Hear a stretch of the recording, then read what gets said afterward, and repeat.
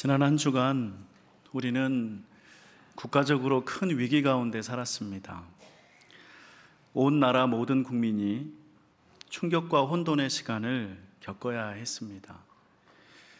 그런데 그 와중에 우리나라에서 아주 작은 일부에 불과한 우리 교회에서도 중요한 모임을 하고 있었습니다. 내년과 그 이후의 교회를 어떻게 준비할지에 관한 기도회를 월요일부터 금요일까지 매일 저녁 열었습니다. 우리 사회가 계엄과 탄핵이라는 거대한 충돌로 흔들리고 있고, 계엄이 선포된 시간부터 해제된 이후 지금까지, 그리고 앞으로도 한동안 우리 모두는 짙은 어둠 속을 걷는 것 같은 불확실성으로 빠져들어갈 것입니다. 지난 주간 여러분도 그러셨겠지만 저도 뉴스에 귀를 기울이지 않을 수 없었습니다.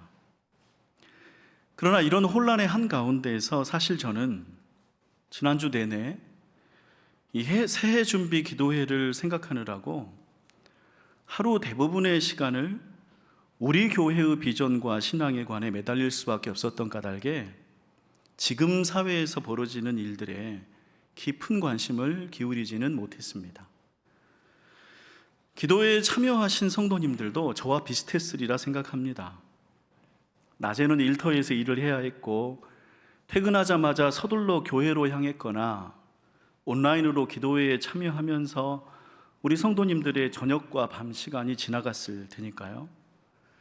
게다가 지난 주간 우리가 함께 나누었던 이야기들은 단지 일회성 설교가 아니라 우리 교회를 앞으로 어떻게 세워나갈까에 관한 깊은 고민과 거센 변화에 도전하는 내용들이었기에 아마 금방 잊혀지지도 않았을 거라고 생각합니다. 그리고 이러한 양면성, 곧 우리 사회의 일들이 거대한 그림자가 돼서 우리 위에 드리워지고 있을 때, 그와 동시에 우리 신앙을 위한 중요한 일들도 나란히 나아가고 있는 그 한 주간을 보내면서 저는 기묘한 감사함을 느꼈습니다. 우리에게 신앙이 없었다면, 우리가 소망과 미래를 이야기할 교회가 없었다면, 우리 또한 지금의 나라와 지금 사회가 전부일 텐데요. 계엄하고 탄핵하고 갈등하고 죽이려고 하고 끝없이 상대방을 부정하는 사회에서 불안과 걱정과 분노와 무력함을 느끼면서도 오직 이 나라에 우리의 모든 인생을 의탁할 수밖에 없었을 텐데, 우리 성도들은 그 한가운데서 교회와 미래와 신앙을 이야기할 수 있다는 사실이 새삼 놀랍고 감사했습니다. 다른 한편으로 저는 계엄이 선포된 그날 밤 11시에 TV 중계를 보면서 복잡한 고민을 끌어안고 있었습니다. 계엄이 이제 시작이 되었으니까 당장 내일부터 우리 특별기도회는 어떻게 해야 되는가? 이번 주일에 주일 예배는 우리가 모일 수 있는가? 우리 성도님들 중에 앞으로 계엄에 직접적 피해를 입은 분들이 생길 텐데 그때 교회는 어떤 방식으로 그분들을 도울 수 있는가? 그 짧은 시간에 답이 없는 질문들이 저의 머릿속을 헤집었습니다. 근데 그때 제 마음이 향하는 곳이 있었습니다. 하나님이었죠. 고민을 내려두고 기도해야 한다는 생각이 들었습니다. 그리고 자녀들을 모아 함께 하나님께 기도를 드리면서 그 순간 저와 우리 가족에게 기도할 수 있는 대상이 있다는 사실에 큰 안도감을 느꼈습니다. 너무나도 큰 일이 세상에서 벌어지고 있는데 우리가 할 수 있는 일이라고는 아무것도 없을 때 우리의 마음을 다해 의지하고 강구할 수 있는 대상이 있다는 사실에 감사했습니다. 그리고 주님께 간구하기를 우리나라를 이 위험에서 건져주시기를 바랬죠. 근데 그날 밤에 저만 그랬던 것은 아니었을 것입니다. 여러분도 다 그날 밤에 기도하셨겠죠. 12월 3일의 계엄에 대해 세상은 세상의 이야기를 할 것이지만 이것이 우리의 이야기입니다. 물론 하나님께 기도하는 우리 또한 여기 혼란한 세상을 벗어날 수 없습니다. 우리 또한 죽이고 죽이려는 정치를 남의 나라 이야기처럼 가볍게 넘길 수는 없습니다. 우리도 이 사회를 살아가고 있으니까요. 다만 우리가 믿는 하나님과 교회가 그저 세상을 외면하고 도망가려는 도피처가 아니라, 또한 세상과 아무 상관없는 고상한 취미가 아니라, 계엄과 탄핵이라는 무섭고 무거운 세상을 살아가는 우리를 위로하고 우리에게 힘을 주고 우리의 현재와 미래를 바라보고 준비할 수 있는 엄연하고도 실제하는 현실이라는 사실에 감사하는 것입니다. 같은 나라 안에서 같은 시간에 세상은 온통 대통령과 계엄과 탄핵뿐인데 우리의 마음과 손에는 하나님과 교회라는 세계가 하나 더 있는 것입니다. 하나의 세계가 무너지고 있더라도 신앙이라는 또 하나의 세계를 가지고 그것을 통해 두 세계를 다 살리려는 소망을 갖는다는 것은 얼마나 다행인가요? 앞으로의 정치적 결과가 무엇이든 우리 국민들이, 그리고 여러분들이 이전보다 힘겨운 고난의 시간들을 겪어야 할 것은 분명합니다. 다시 회복되기까지 많은 어려움을 마주할 것입니다. 주님께서 우리나라를 돌보시어 지켜주시기를 바랍니다. 또한 우리의 신앙과 교회를 인도하시기를 바랍니다. 우리의 기도가 우리를 살리는 길이 되기를 바랍니다. 근데요, 참 놀랍게도 오늘 우리가 읽은 말씀이 우리가 지금 처한 현실과 비슷한 상황에서 쓰여졌습니다. 우리가 3장 1절부터 읽었는데요, 그 바로 앞구절 2장 17절은 당시의 상황을 이렇게 전합니다. 이는 너희가 말하기를 모든 악을 행하는 자는 여호와의 눈에 좋게 보이며 그에게 기쁨이 된다 하며, 또 말하기를 정의의 하나님이 어디 계시냐. 사람들은 이렇게 말했습니다. 하나님은 악을 좋아하시는 게 틀림이 없다. 정의의 하나님은 더 이상 존재하지 않는다. 왜냐하면 그들이 살아가는 사회에 나쁘고 사악한 일들이 그치지 않고 계속 일어났기 때문에 사람들은 하나님께 실망했습니다. 낙심해서 불평했습니다. 하나님은 악한 자의 편임이 분명하다. 하나님은 세상의 악을 그대로 내버려 두시고 선하게 살아가려는 평범하고 약한 사람들에게는 아무런 관심이 없다고요. 그들이 살고 있는 세계가 처참하게 무너져가고 있는데 하나님이 주신다는 좋은 세상은 도대체 언제 어떻게 이루어지는 것인가 질문했던 것입니다. 그들에게 대답하신 말씀이 오늘 내용입니다. 그리고 우리에게 주시는 말씀이기도 하죠. 우리 1절 함께 읽습니다. 만군의 여호와가 이르노라, 보라, 내가 내 사자를 보내리니 그가 내 앞에서 길을 준비할 것이요, 또 너희가 구하는 바 주가 갑자기 그의 성전에 임하시리니 곧 너희가 사모하는 바 언약의 사자가 임하실 것이라. 정의의 하나님이 어디 있느냐고 묻는 그들에게 하나님은 말씀하십니다. 나의 사자를 보내시겠다고요. 여기서 사자는 명령을 받아서 시행하는 사람을 가리키는 말입니다. 그리고 하나님이 보내시는 사자는 하나가 아니라 둘입니다. 먼저 오는 사자가 있고 나중에 오는 사자가 있습니다. 두 사자는 서로 역할이 다릅니다. 먼저 첫 번째 사자는 길을 준비합니다. 두 번째 사자가 오는 길을 준비하는 것이죠. 이 말씀이 정의를 갈망하는 사람들에게 주신 하나님의 대답이라고 했습니다. 사람들은 지금 즉시 정의를 원하지만 하나님은 이렇게 답하십니다. 너희에게는 준비가 필요하다고요. 이러한 준비가 무엇인지에 관해서 이사야서 40장 3절과 4절은 이렇게 말씀합니다. 외치는 자의 소리여 이르되 너희는 광야에서 여호와의 길을 예비하라. 사막에서 우리 하나님의 대로를 평탄하게 하라. 골짜기마다 도두어지며 산마다 언덕마다 낮아지며 고르지 아니한 곳이 평탄하게 되며 험한 곳이 평지가 될 것이요. 골짜기처럼 낮은 곳은 도두어지고 산과 언덕처럼 높은 곳은 낮아지고 울퉁불퉁할 곳은 평탄하게 되는 준비 과정이 필요하다고 하십니다. 근데 이 말씀, 이것이 비유라는 사실을 우리는 쉽게 알 수 있죠. 그러면 뭐에 대한 비유일까요? 무엇이 높아지고 무엇이 낮아지고 무엇이 평탄해진다는 말일까요? 계속해서 이사야서 57장 14절과 15절은 이렇게 설명해 줍니다. 그가 말하기를 도두어 길을 수축하여 내 백성의 길에서 거치는 것을 제하여 버리라 하리라. 지극히 존귀하며 영원히 거하시며 거룩하다 이름하는 이가 이와 같이 말씀하시되 내가 높고 거룩한 곳에 있으며 또한 통회하고 마음이 겸손한 자와 함께 있나니 이는 겸손한 자의 영을 소생시키며 통회하는 자의 마음을 소생시키려 함이라. 하나님이 준비하라고 하시는 것은 우리의 마음입니다. 우리의 상처 입은 마음입니다. 정의가 왜곡되고 세상이 어지러워진 지 오래된 까닭에 우리 마음은 상해 있습니다. 작은 자극에도 쉽게 분노하고 사소한 일에도 날카로워집니다. 이럴 때 정의라고 하는 것은 자칫 무분별한 복수가 되기 마련이고 완장을 찬 또 다른 공포를 등장시키기 쉽습니다. 하나님은 우리가 정의를 간절히 원할수록 우리의 상처난 마음을 들여다보라고 하십니다.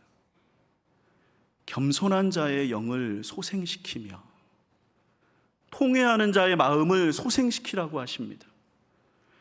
여기서 겸손한 자는 남을 존중하는 인격적인 사람을 가리키는 말이 아닙니다. 겸손한 자는 어려운 일을 계속 반복해서 겪으면서 풀이 죽은 사람을 가리킵니다.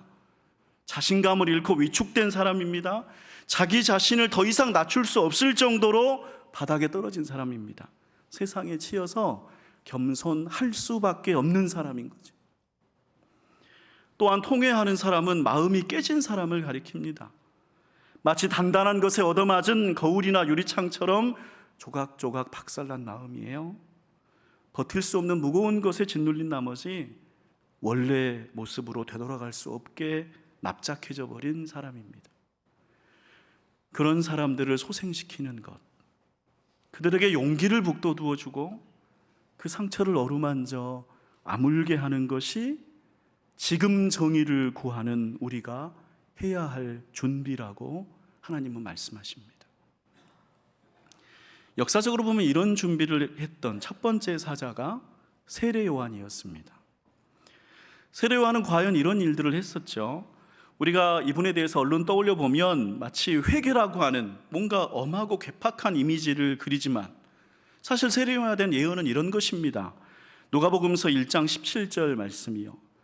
그가 또 엘리야의 심령과 능력으로 주 앞에 먼저 와서 아버지의 마음을 자식에게 거스르는 자를 의인의 슬기에 돌아오게 하고 주를 위하여 세운 백성을 준비하리라.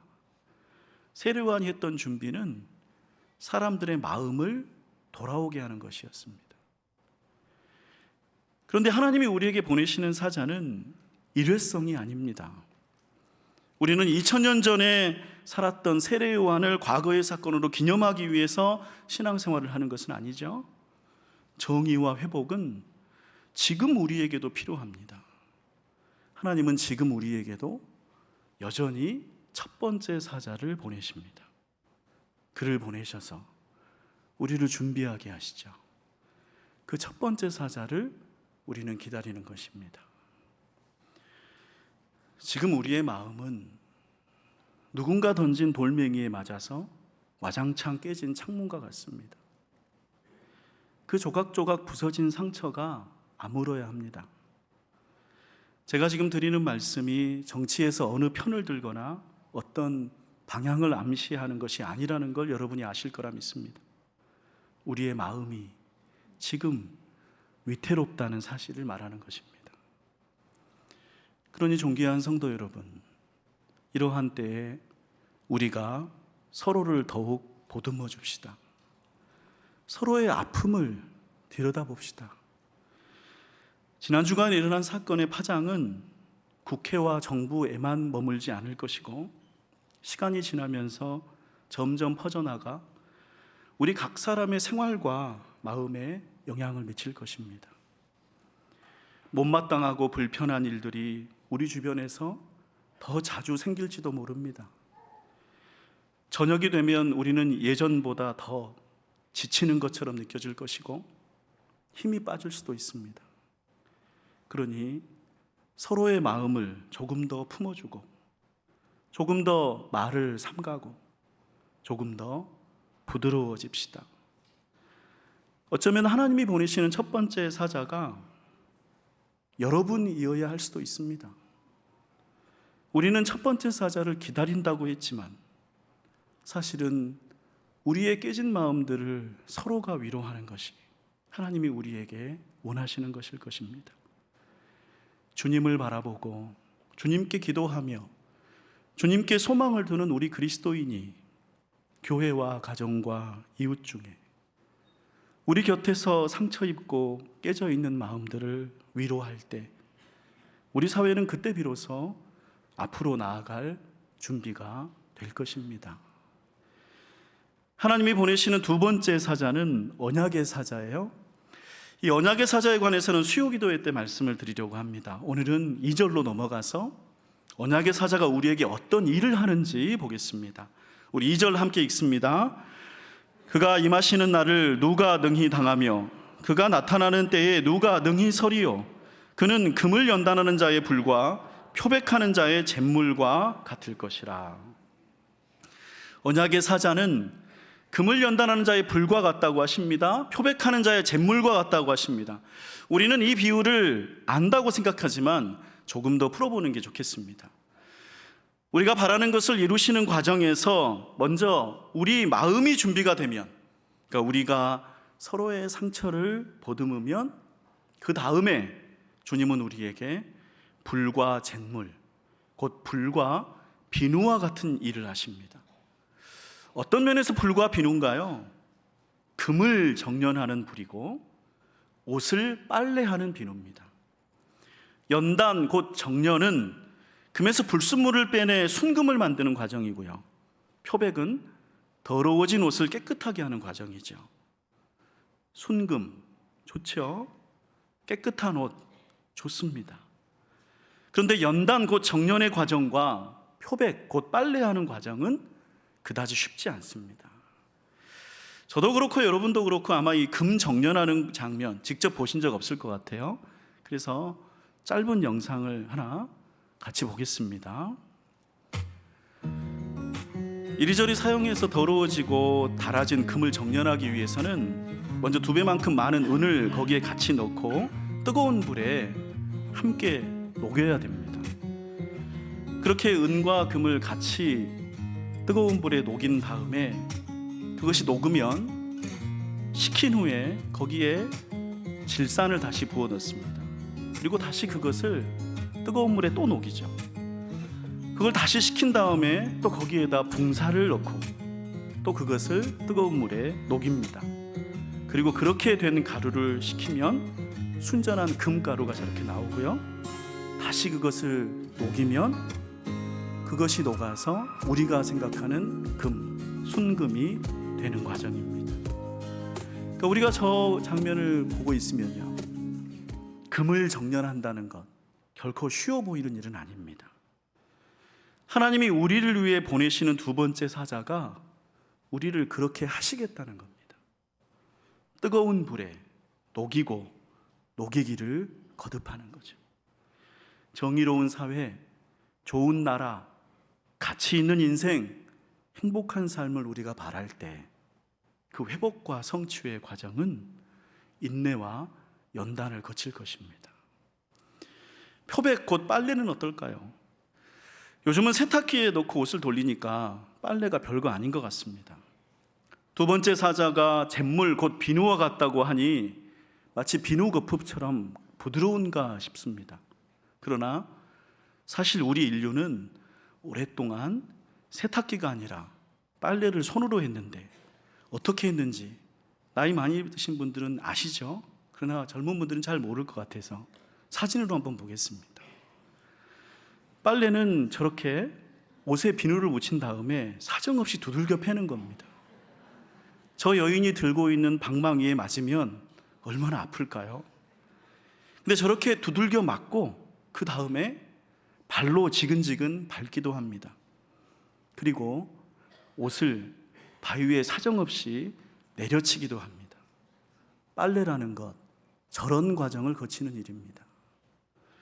우리가 원하는 것을 이루어 주신 하나님은 우리에게 두 번째 사자를 보내시어 저런 빨래의 과정을 거치겠다고 하십니다. 왜요? 우리는 원래 깨끗한 옷이었는데 세상살이에 더럽혀졌고 다시 깨끗해져야 하기 때문이죠. 이런 과정이 쉽지도 않지만 또한 짧지도 않습니다. 우리 3절 말씀 함께 읽습니다. 그가 은을 연단하여 깨끗하게 하는 자 같이 앉아서 레위 자손을 깨끗하게 하되 금은같이 그들을 연단하리니 그들이 공의로운 제물을 나 여호와께 바칠 것이라. 여기서 우리가 주목할 말은 앉아서예요. 두 번째 사자가 우리를 깨끗하게 하고 순금으로 정련하는데요, 앉아서 합니다. 급하게 서서 하고 얼른 끝내는 게 아니에요. 여러분, 앉는다는 것은 오랫동안 제대로 하겠다는 자세입니다. 다 끝낼 때까지 머무르고 남아있겠다는 것입니다. 순금이 되어가는 과정, 깨끗한 옷이 되어가는 과정은 그래서 길고 오래 걸릴 것입니다. 그나마 감사한 사실은 우리가 깨끗하게 되어가는 동안, 순금이 되어가는 동안 두 번째 사자는 우리 곁에 앉아서 우리와 함께 있을 것입니다. 존귀한 성도 여러분, 오늘은 제가 정치에 관련된 이야기로 시작을 했습니다. 하지만 저의 정치적 견해를 설교에 담으려고 한 것이 아니라는 걸 여러분이 아실 것입니다. 지난주와 지금 그리고 앞으로의 날들이 우리에게 큰 어려움을 더할 것입니다. 이러한 시대에 하나님의 말씀이 저와 여러분을 선하고 강하게 인도하시기를 바랍니다. 우리가 들어야 할 말씀을 들려주시기를 원합니다. 우리가 진정 정의를 원하고 좋은 나라를 기대하고 더 나은 세상을 만들어 가고자 할 때 주님이 보내시는 첫 번째 사자와 같이 먼저 우리의 상처난 마음을 소생시키며 준비합시다. 서로의 마음을 위로하며 보듬어 줍시다. 우리는 얼마나 놀랐고 얼마나 낙심이 되었던가요? 그러나 우리가 서로의 마음을 붙들어 준다면 우리는 다시 나아가게 될 줄로 믿습니다. 또한 우리가 우리 사회의 회복과 정의를 구할 때 하나님은 우리를 연단하시고 표백하실 것입니다. 그 과정은 어렵고 길 것이지만 그것은 단지 괴로움과 혼란만이 아니라 주님을 바라보며 기도하는 우리를 위해 우리 중에 섞여 있는 많은 불순물과 우리 중에 스며든 더러움을 다시 깨끗하게 하고 순전하게 하는 과정인 줄로 믿습니다. 그리고 그 과정 내내 두 번째 사자인 예수 그리스도께서 우리 곁에 함께 앉아 계시기에 우리가 마침내 순금이 되어가고 깨끗한 옷이 되어갈 줄로 믿습니다. 우리 오늘 말씀을 내 마음에 품고 성령님과 함께 거두는 기도를 드립니다.